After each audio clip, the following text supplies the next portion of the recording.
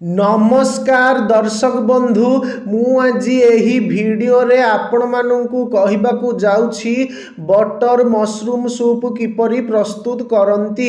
जदि आपण माने केही चैनल रे नुआ थांती चैनल को सब्सक्राइब करंतु एवं पाखरे आसुथिबा बेल आइकन टी ऊपर प्रेस करी पुणी ऑल नोटिफिकेशंस ऊपर क्लिक कर दियंतु। ताहेले एमिति जहाँ भी किछि नुआ नुआ रोसई संबंधी वीडियो अपलोड करी सर्वप्रथमे आपण माने देखा पाई परिबे एवं चैनल को यथेष्ट मात्रा रे लाइक शेयर करने को भूलिबेनी। ताहेले चलंतु देखिनबा बटर मशरूम सूप किपरि प्रस्तुत करंती एवं एथिपाई कौन कौन सामग्री प्रथमे नेबाकू हुए। प्रस्तुति सामग्री 2 कप कटा छतु, 2 चामच बटर, 1 चामच कटा रसुण, 1 चामच फ्रेश क्रीम, 2 चामच कटा पियाज,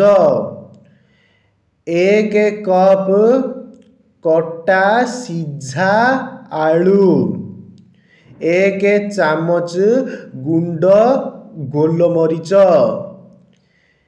1 कप क्षीर, सजाइबा पाई धनिया पत्र एवं स्वाद अनुजाई लूण।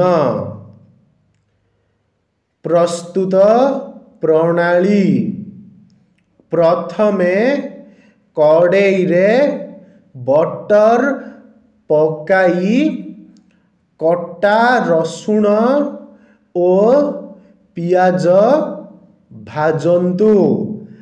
तापरे कटा छतु और कटा आलू भाजंतु।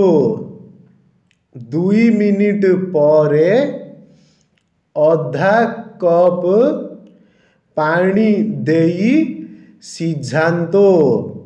सिझी गले ग्राइंड करी छाणी दियंतु।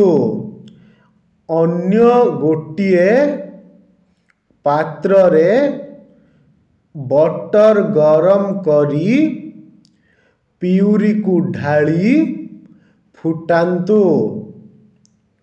सेथिरे क्षीर क्रीम और गुंड गोलमरीच पकाई 2 ରୁ 3 मिनिट फुटिबाकू छाड़ी दियंतु।